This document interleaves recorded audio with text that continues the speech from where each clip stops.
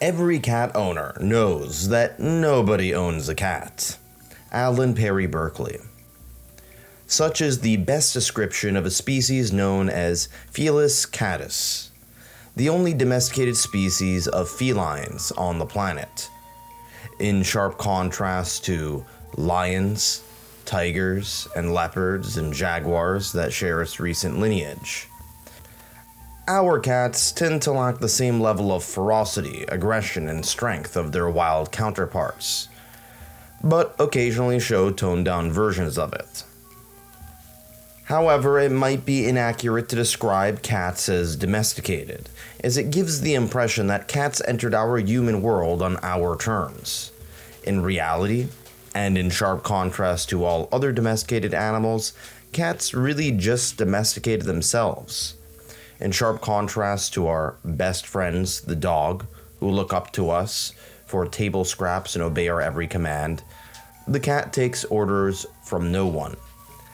The domestic house cat, as stated before, traces its ancestry from the feline family, hence the word cat. It really just refers to both our furry quasi-friends along with pumas, leopards, and other animals that would take no issue tearing your face off.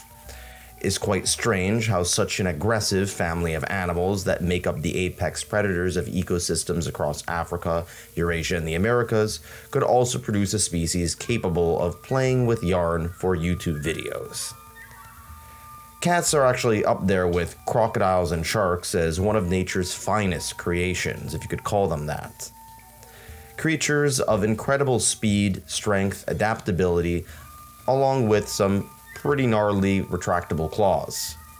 And while their evolutionary history is not as long as those of, say, sharks or crocodilians, their ability to dominate biomes from tundra to desert, savannas to jungles is simply incredible.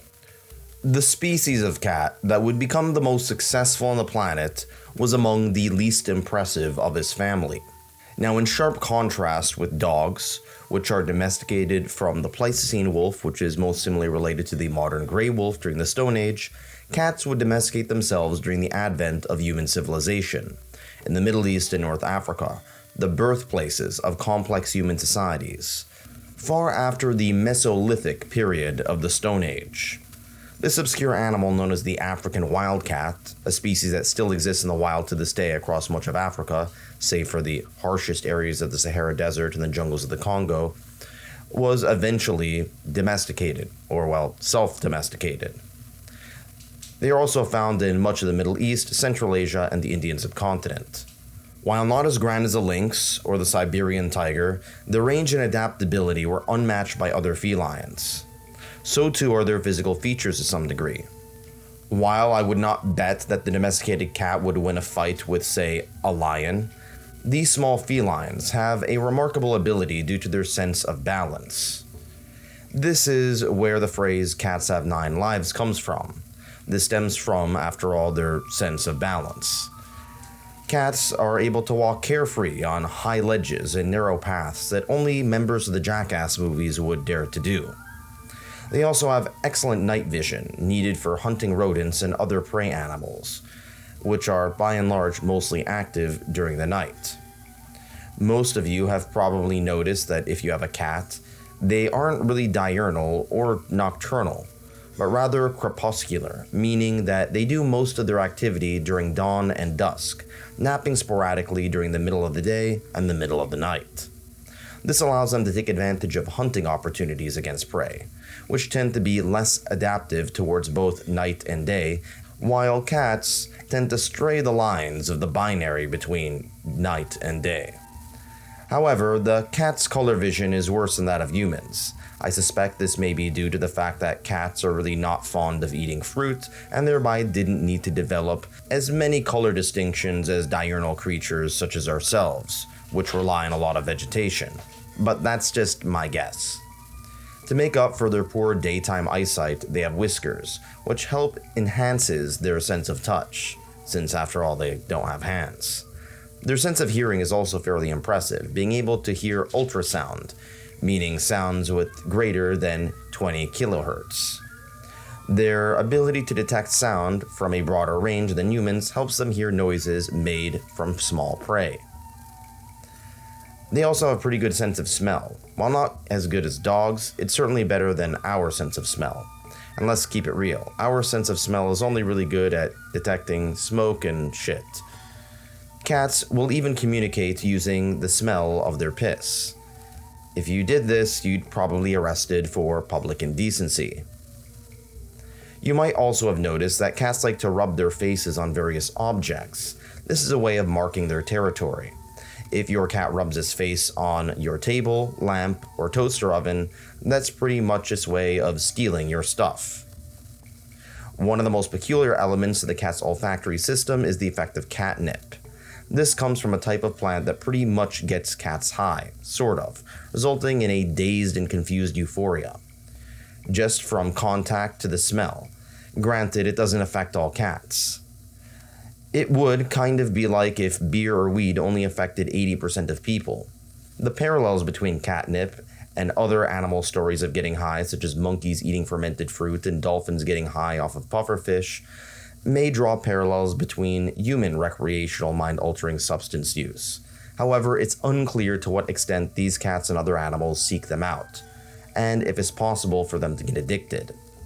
Anyway, being creatures that evolved to semi-arboreal hunters, the sense of balance atop high perches was essential for ecological success. When falling from high areas, the cat will reflexively contort their bodies to land on their feet. However, this still has to be studied more to understand it better, and it doesn't work in zero gravity. Now let's move on to their relationships. Like nearly every other feline, with the massive exception of the lion, African wildcats in their natural habitat tend to be solitary creatures, not needing the same sort of social structure as humans or even dogs for that matter. African wildcats by and large live on their own, with very few exceptions for mating and raising kittens. Once kittens come of age, they are by and large on their own, except for mating season. This in part explains why cats are individualistic. All of their life, with a few exceptions, pretty much revolves around them, in sharp contrast to dogs, which were domesticated from wolves, a social animal whose life revolves around the pack. When dogs were domesticated, their social structure could easily fit in with the communal social structure of early humans. However, cats? Well, you won't see that sort of behavior from your pet cat. An animal that sure tolerates you, maybe even enjoys your company, but lacks the same love and deference that a dog would provide you with. Some people interpret this as cats being smarter than dogs. However, this is not true. Dogs are smarter than cats. However, most people oftentimes think cats are smarter because they tend to act in a more dignified manner, such as not thinking their own vomit is a snack food. This probably stems from African wildcats being hunters, while gray wolves and Pleistocene wolves in the wild were not only hunters but oftentimes scavengers, with far less discriminatory diets. Cats have also had more refined food tastes, by and large only eating meat. Or in the case of cat food that is dry, meat mixed with cornstarch. This may explain why cats sometimes will eat popcorn.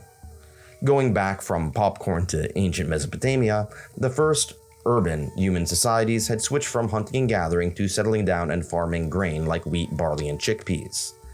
Well, it turns out that mice really like grain. And when you have a large amount of it, you're going to have a large amount of vermin, like rats and mice, which not only eat the harvest, but spread disease. The most notable pests for early farmers and city dwellers was the mouse, which we're all familiar with. I know that I said that cats were the only species which domesticated themselves. However, I suppose you could include mice into that category as well, since they adapted themselves remarkably well to human habitation, albeit largely without our approval. The rise of mice and rats as pests around human farms and villages eventually attracted African wildcats who would hunt them. Early human farmers would recognize this and let cats into their property.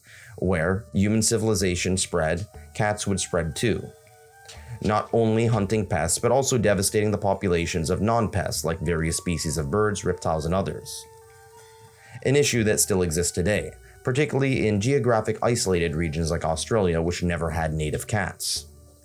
Going back to the Neolithic era, long before cats stepped foot in Australia. The cats had essentially spread from early human civilizations at the Fertile Crescent to another area with a complex history, Egypt.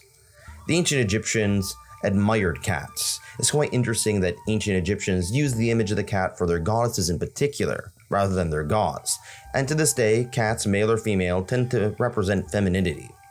The pharaohs would eventually go as far as to mummify their furballs so they could spend time with them in the afterlife. Cats would eventually spread further along trade routes, and oftentimes of their own volition, to Europe and the Indian subcontinent, Central Asia, and East Asia. Perhaps the most capable skill that cats have is not their agility, stealth, or intelligence, but rather their cuteness. Roughly being the same size as a human infant, having a head-to-body ratio proportion similar to that of a baby, and by and large having larger than normal eyes in proportion to their heads, cats are considered cute, and still are to this day, as they have the similar proportions to a human infant. Whether it's human babies, kittens, or fictional characters like Hello Kitty, if you have disproportionately large heads, and disproportionately large eyes, and disproportionately large pupils, then humans will think you're cute, and will want to nurture you. These proportions produce oxytocin, which makes us long for affection, and was probably a way that adult humans would get attached to their own offspring. Kittens have hijacked this to get humans, and most importantly the internet, to care about them. Compared to most domesticated animals, the behavior and physical differences between the African wildcat and the domesticated cat are rather small. A gray wolf is quite different than a poodle, even though they're technically the same species. A domesticated pig is far friendlier than a wild boar, and looks a lot hairier and less fat. Cats, however, are far more similar to their wild counterparts, and even the differences between breeds are fairly small compared to what you'd see with dogs. Compare a Great Dane to a Chihuahua. There are no two different species of domesticated cat that are that vastly different. This makes sense since cats were domesticated on their own far later in history. The standardization of dog breeds dates back to the Victorian era. However, the standardization of cat breeds is still really a work in progress. Despite over 50 distinct species of cats, domestication categories of breeds are not particularly strict. Nonetheless, in more recent decades, there have been designer cat breeds catering to cat people with thick wallets. Breeds like the Aussie cat or the Toiger.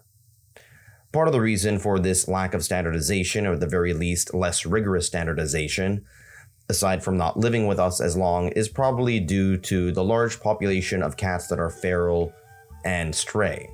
While not as common today in the developed world due to spaying and neutering, stray cats are commonly found in urban areas in the developing world, as cats can function fairly well on their own, in sharp contrast to, say, dogs or horses. With the exception of pigs and arguably goats, no other domesticated animal does so well surviving on its own. It's quite shocking how an animal, which is so concerned with its own hygiene as a cat, frequently licking its own body with its roughly textured tongue, could manage to adapt to the alleyways of human cities, only suitable for crackheads. One case study in Lebanon showed that a handful of cats were abandoned before the 1975 to 1990 civil war, as many people fled the country. These cats survived not only in the urban environment without an owner, but under heavy urban warfare.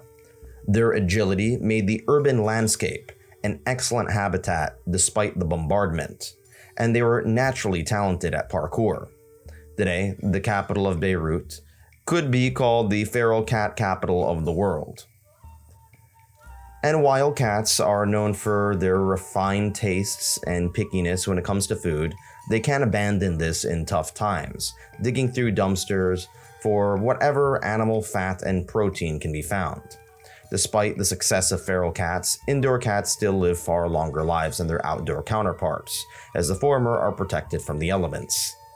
As much as it may suck for a cat to be indoors on face value, it's worth keeping in mind that both our pet outdoor cats and feral cats do a tremendous amount of ecological damage, killing countless small mammals, birds, reptiles, amphibians, and other small critters, which are not pests. This has especially been the case in geographically isolated regions of the world like Australia, New Zealand, and to a lesser extent, the Americas. In many parts of the world, cats are not natural predators, so the wildlife in those areas cannot develop behaviors and mechanisms in order to avoid predation.